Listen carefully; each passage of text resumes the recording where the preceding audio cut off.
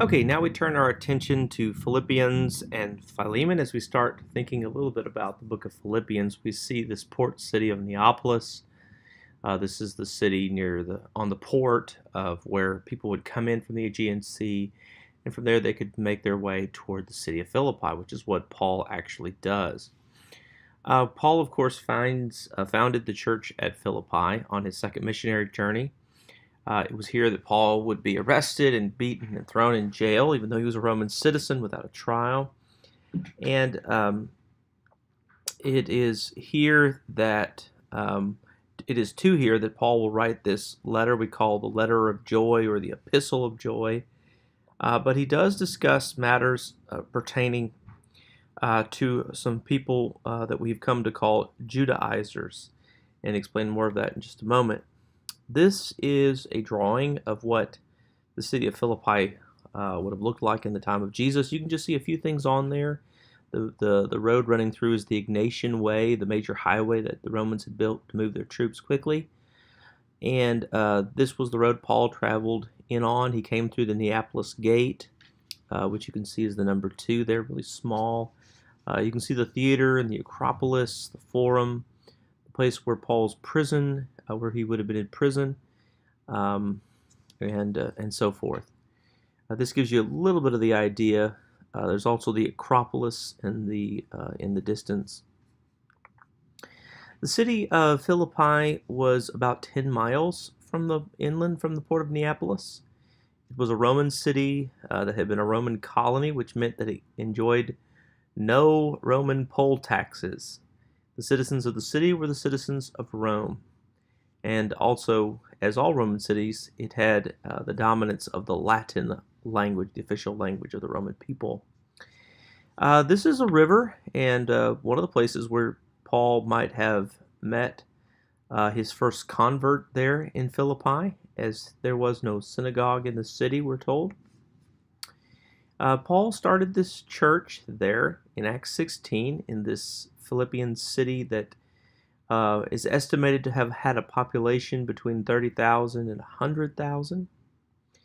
It takes 10 Jewish men to make a synagogue.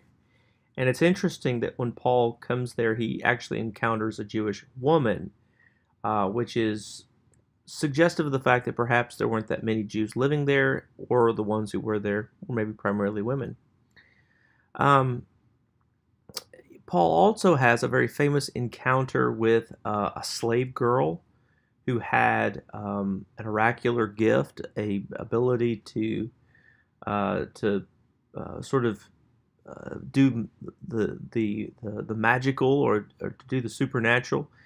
And this oracular gift was normally thought to be inspired by Python, and this is related to a Greek myth at Delphi. This is Delphi, and the Python spirit is thought to have possessed the slave girl and given her her unusual abilities.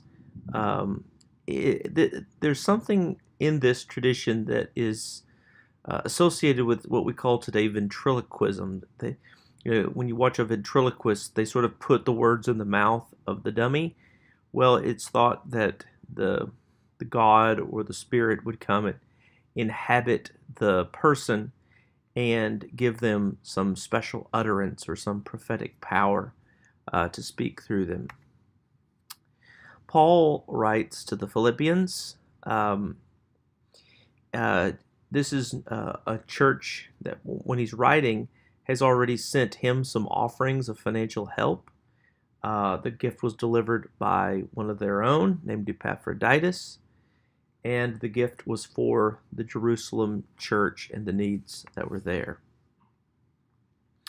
Epaphroditus brings the letter back to the Philippians, and Paul tells them he hopes to send Timothy to them as well.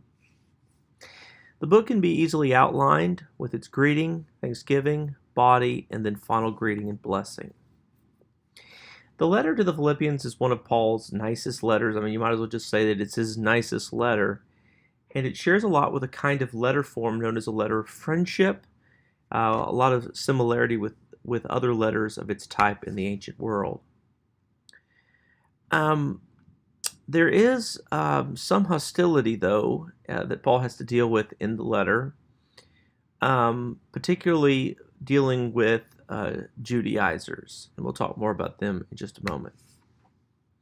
There's also a bit of internal tension. There seems to be two women, Euodia and Syntyche, who are having some problems, and Paul later referred to women as his co-workers, which is an interesting title for women and shows that they had really sort of an egalitarian sense. Paul had sort of an egalitarian sense of women in ministry in the first century world.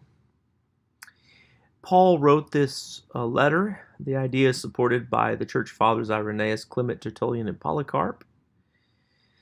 Now, that doesn't mean that everything in the letter was written by Paul. In fact, there's a bit of a debate as to whether or not the hymn in Philippians 2:5 through 11 is commonly referred to as the Christ hymn, because it talks about how he humbled himself and therefore God exalted him and gave him the name above every name, and that he was Lord.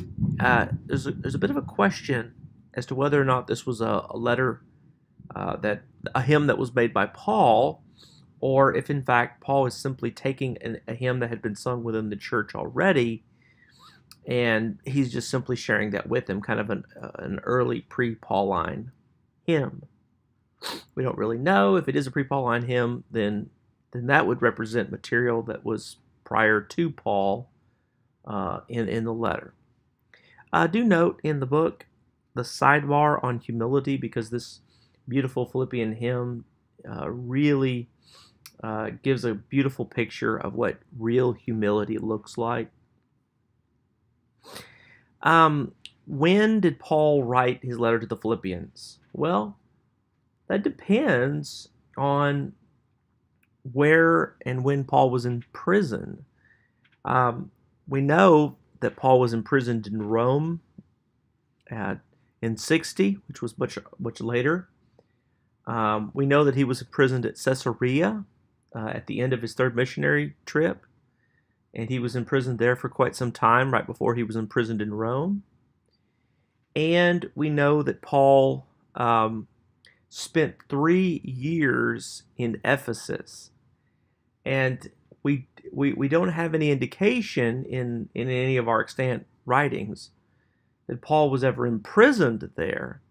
But since he was there that long, it's been sometimes speculated that Paul may have also been imprisoned there. So those are some of the theories, and if it's one of those places, then that's when those letters would have been written. The external evidence, that is to say, the evidence that we have in the early church, all points toward Rome. Paul's mention of the Praetorian guards were the guards who guarded Caesar, and that would more naturally point again toward Rome, although there were Praetorian guards outside of Rome as well. All right, now we turn our attention toward Philemon and its setting. Philemon is Paul's shortest letter. Most of his letters are letters to churches, but this is a letter that's personal. And like personal letters of its time, it shares many of those sort of typical personal letter qualities. The textbook makes note of the fact that although this is Paul's shortest letter, there are some commentaries that have been written on it that are over 560 pages long. But it's the story of a runaway slave named Onesimus, who is owned by a man named Philemon. And Philemon, and so Paul will write a letter to Philemon asking for Onesimus to be released to him, in a sense. It's written probably at the same time as Colossians, and we'll talk more about that in just a moment. You know, an important part of the book of Philemon is to kind of get a sense of how the Romans dealt with the big topic of slavery. And you might want to take a look at the sidebar in the book, because there were many, many, many slaves in the Roman world. I mean, there are some estimates that say a third of the entire Roman Empire was slaves. There are other estimates that even go up above that. And so Roman slavery was extraordinarily commonplace, um, and they were treated as if they were really just sort of personal property. They could be bought and they could be sold. Slavery was different, though, than for people who think about American slavery in the United States and in U.S. history, because in U.S. history, slavery was something that was racial. It was based on the color of a person's skin, where they'd come from in the world, from Africa or whatever. But this kind of slavery, it didn't really make any difference what your race was or even your education. There were, in fact, Roman slaves who were teachers and doctors, and being a Roman slave was something that some people actually liked and wanted to be, because they were the slave of some, important official or some powerful person, and they would have never otherwise in their life been in the position of responsibility that they were in, the kind of lifestyle that they got to live, and so on. But that it wasn't true of all of the slaves. Many of the slaves were simply people doing manual labor. They were working in fields. They were doing the things that other people just simply didn't want to do. I'm not sure what Onesimus did, but he probably had some kind of identifier on him. You can see in there the mention of the ID tags that they wore around their necks. And if you kind of Google it, you can actually read about Roman identification tags as well, and actually see pictures of them. Because what they did is it would say something like, this is the person's name, and return them to so-and-so. The slave couldn't read the tag, didn't know what it said. And so Onesimus ran away, stole some money probably, ran away, and the tag told him where to bring him back to. So he's sitting there in prison next to Paul, and Paul has the opportunity to tell him about the good news of Jesus. Now, the fate of a runaway slave in the Roman Empire was not a pretty picture. Not only would there be beatings and floggings, in some cases there was downright mutilation, branding, other things. There wasn't unusual for them to have to go to court or tortured, and there might even be a burning of the stake or crucifixion for them. And so the fate of a Roman slave, no matter what, was not a pretty picture. So for Onesimus to return to Philemon was a really incredible thing. And you have to think about how amazing this story really is, that Paul would send Onesimus back to Philemon, that he would send him back bearing this important letter. Now, it's probably worth stating that Paul didn't just send him, but that he was going to be officially returned by some police or whatever. And so Paul knew that, and so he sent along a letter anyway. One of the things that comes up in the New Testament about slavery is in Galatians, where Paul will say that in Christ there's neither male nor female, Jew nor Gentile, and he'll say this, there's neither slave nor free. There's this sense that in Christ, it doesn't matter who you are, if you're a Jew or a Gentile, if you're a slave or if you're a free person, if you're a man or if you're a woman, everyone is one in Christ. That's an incredible idea that we're introduced to in the New Testament. In Paul's letter to Philemon, he writes this letter while he, of course, is in prison, and he's met Onesimus there in the prison. We can only just wonder what that encounter must have been like, what that situation was like. Were they sitting there in prison, and Paul says, what's your name? And he says, my name's Onesimus. And he says, where are you from? And he tells him, I'm from the Lycus Valley, I'm from Colossae or whatever. And Paul says, oh, well, I know some folks over there. Do you know a guy named Philemon? And he says, oh, yes, I know Philemon, And Paul's, well, I know Philemon. And they go on and on about it. And through the conversation, perhaps it happened that way.